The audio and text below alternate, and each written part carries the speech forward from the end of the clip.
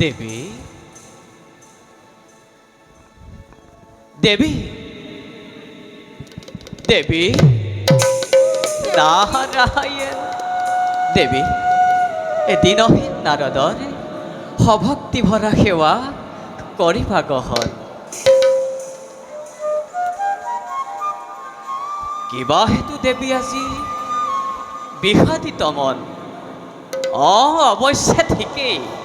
বৈকুণ্ঠলৈ আহিলে লক্ষ্মী নাৰায়ণৰে যুগল চৰণে দৰ্শন হয় আজি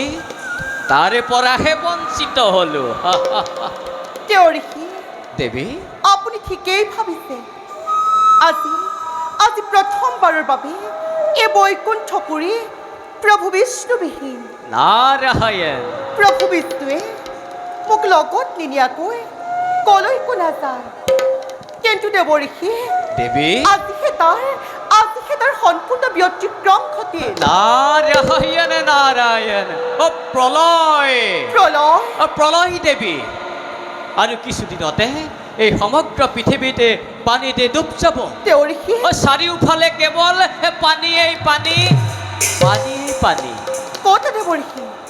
মইতো এই বিষয়ে একোকে গমকে পোৱা নাৰায়ণ নাৰায়ণ আপুনি বাৰু প্ৰভু বিষ্ণুক ক'ৰবাত লগ পাইছিল নেকি নাৰায়ণ দেৱী তাকেইতো ক'বলৈ আহিছো কওক দেৱঋষি গৈছিলো কৈলাশলৈ গৈ পাই দেখিলো ব্ৰহ্মা বিষ্ণু ৰুদ্ৰ তিনিও একেবাৰে গুপ্ত আলোচনাত মগ্ন গুপ্ত আলোচনাত আৰু কাক দেখিলো জানা দেৱী কাক দেখিলা দেৱঋষি ৰুদ্ৰ ভাৰ্যা পাৰ্বতী ব্ৰহ্মাৰ কন্যা সৰস্বতীও সেইও আলোচনাত ভাগ লৈছে সেই কথা সঁচানে বাৰু দেৱঋষি নাৰায়ণ নাৰায়ণ সঁচা মিছা পাছতো গম পাবা মই গৈ পোৱাৰ লগে লগে এই ভোলানাথে তুতকি আহিছে বুলি কৰিলে এটিকি তেতিয়া পোনে পোনে মই এখনতেকো ৰৈ নাথাকি বৈকুণ্ঠ পালোহি দেৱঋষি পৃথিৱীত মহাপ্ৰলয়ৰ সূচনা হৈছে পৃথিৱী ধ্বংস হ'ব তাৰ আলোচনা চলিছে গোপতে অথচ মই একো গমকেই নাপাওঁ সেই গুপ্ত আলোচনাত যদি ব্ৰহ্মাৰ কন্যা সৰস্বতী থাকিব পাৰে সেই গুপ্ত আলোচনাত যদি শিৱৰ ভাৰ্যা পাৰ্বতী থাকিব পাৰে তেন্তে মই স্বয়ং বিষ্ণুৰ পত্নী হৈও সেই আলোচনাত ভাগ ল'ব নোৱাৰিলো কিয় দেৱঋষি মই আজি ভীষণভাৱে অপমানিত হ'লো দেৱঋষি নাৰায়ণ নাৰায়ণ দেৱী এই সমগ্ৰ বিশ্ব ব্ৰহ্মাণ্ডত জীৱ জন্তু দায়িত্ব কাক দিছে জানা দেৱী দেৱঋষি সেই দায়িত্ব চাগে প্ৰভু বিষ্ণুৱে নিশ্চয় মোকেই অৰ্পণ কৰিছে নহয়নে দেৱঋষি নাৰায়ণ নাৰায়ণ সেই দায়িত্ব দিছে ৰুদ্ৰ ভাৰ্যা পাৰ্বতী নাৰায়ণ আৰু এই সমগ্ৰ বিশ্ব ব্ৰহ্মাণ্ডৰ বেদশাস্ত্ৰৰ দায়িত্ব কাক দিছে জানা দেৱী সেই দায়িত্ব চাগে প্ৰভু বিষ্ণুৱে নিশ্চয় মোকেই দিছে নহয়নে দেৱঋষি নাৰায়ণ নাৰায়ণ ব্ৰহ্মা কন্যা সৰস্বতী দুয়োজনী যে কি যে অপাৰ আনন্দ তুমিও থকা হলে দেৱী সেই আনন্দতে ভাগ ল'ব পাৰিলাহেঁতেন তুমি মোক তেনেবোৰ গুপ্ত কাহিনী প্ৰভু বিষ্ণুৱে মোক প্ৰত্যাখ্যান কৰে কিয় গোপতে কৰিলে আলোচনা মই কেতিয়াও পত্নী নহয় নাৰায়ণ নাৰী লাস্যময় নাৰী হাস্যময় আৰু সময়ত এই নাৰীয়ে ধৰিব পাৰে প্ৰভু বিষ্ণু কি মোৰ অবিহনে সৃষ্টি ৰক্ষা কৰিব পাৰিব নাই দেৱঋষি মই ইয়াৰ ভীষণ প্ৰতিশোধ ল'ম দেৱঋষি নাৰায়ণ দেৱী কিয় বাৰু বিষ্ণুৱে প্ৰত্যাখ্যান কৰি সেই গুপুতে নতুন সৃষ্টিৰে পাতনি মেলিব খুজিছে বিষ্ণুৰ সেই সমগ্ৰ সৃষ্টি মই নিমিষতে কৰিম ৰুদ্ধ বিষ্ণু বুজিব দেৱী এই লক্ষ্মী প্ৰেমিক অৱহেলা কৰাৰ পৰিণাম দেৱী। কিমান যেন ভীষণ হ'ব পাৰে নাৰায়ণ চাই থাকিব দেৱঋষি দেৱী আপোনাকেই সাক্ষী কৰি নাৰায়ণ আপোনাৰে সাক্ষাততে এক মহাপ্ৰলয়কাৰী দৈত্যক স্বজন কৰি দেৱী বিশ্বজি নতুন সৃষ্টিৰ অংকুৰণ কৰিব খুজিছে তাক মই চুলিৰ লগত দিমুৰাই নাই দেৱী চোৱা স্বৰ্গৰ দেৱতা মণ্ডলী নাৰায়ণ চোৱা মৰ্ত্যৰ মানৱ দেৱী। চোৱা পাতালৰ বাসুকী দেৱী। নাৰীয়ে যি ভীষণ প্ৰতিশোধ ল'ব পাৰে দেৱী।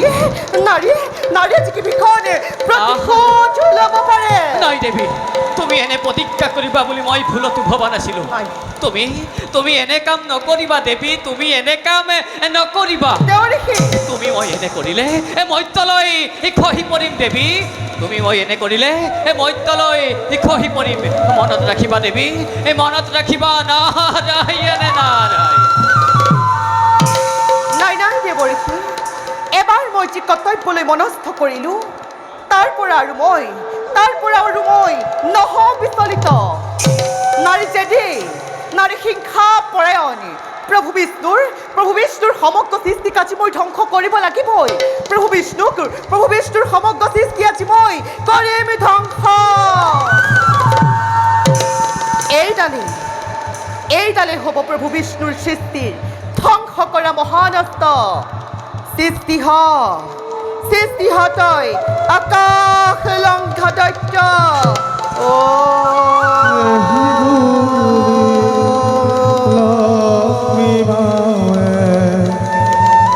ডিঙিৰ হাড়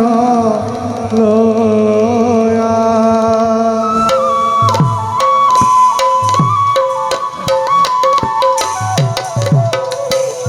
এহি বুলি লক্ষ্মী ডিঙিৰ হাড় লয়া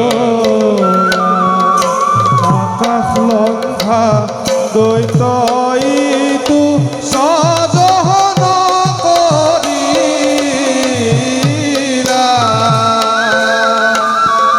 দেখা স্বৰ্গজন ঈশ্বৰৰ লীলা সামাজিক নৰে ডাকি হৰি হৰি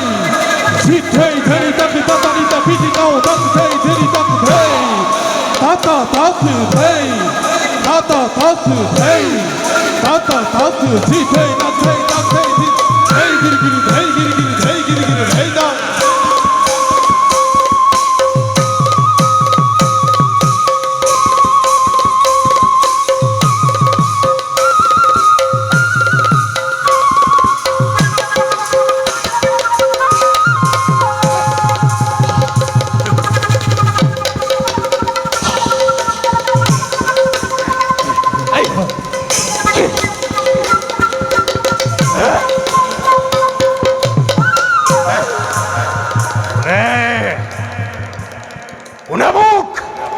কৰিলে স্বজন মই পুত্ৰটোক কৰিলোঁ স্বজন কোন তুমি কিয় তোমাৰ সত্য পৰিচয় পুত্ৰ মই ত্ৰিজগতৰ মাতৃ আৰু তোৰ জন্মদাত্ৰী মাতৃ নাম মোৰ লক্ষ্মী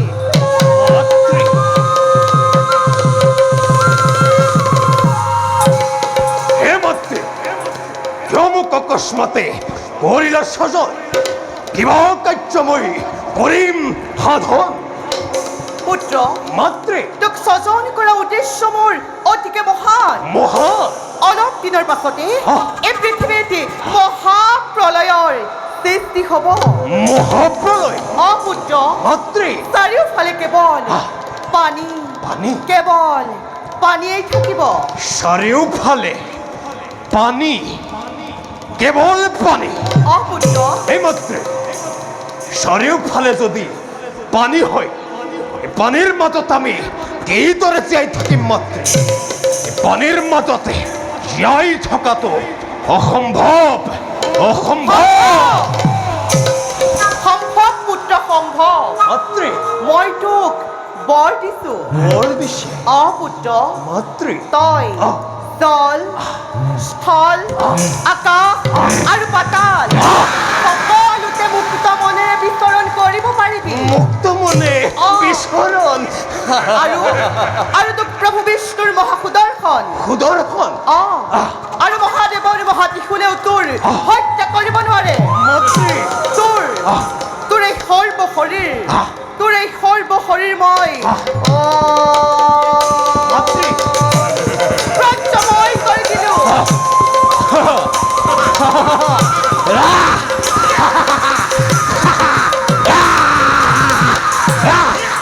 যা পুত্ৰ মাতৃ তই এতিয়া মোৰ আদেশ মতে সকলো কৰ্ম কৰি যাগৈ আদেশ কৰক মাতৃ তেন্তে শুন পুত্ৰ মাতৃ অলপ দিনৰ পাছতে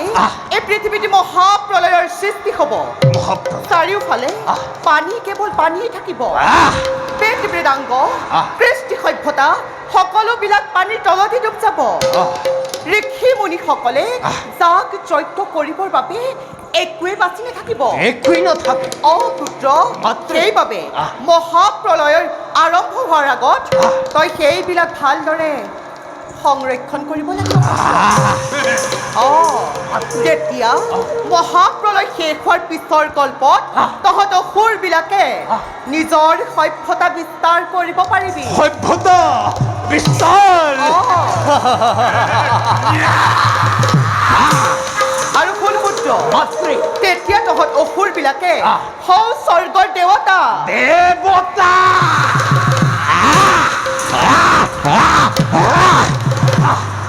পুত্ৰ মাতৃ। সৌ স্বৰ্গৰ দেৱতাতকৈও উচ্চ আসন লাভ কৰিব পাৰিবি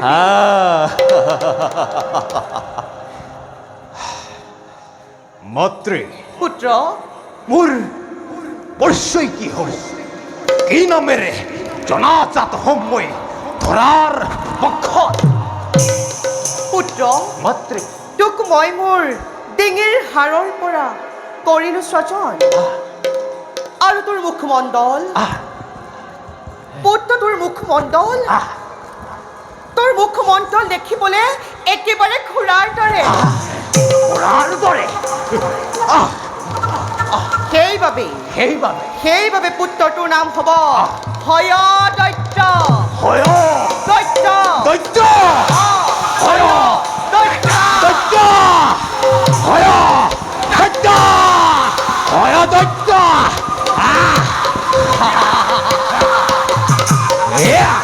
পুত্ৰ মাতৃ হয় দৈত্য নামে জনাজাত হবি তই জগতৰ মই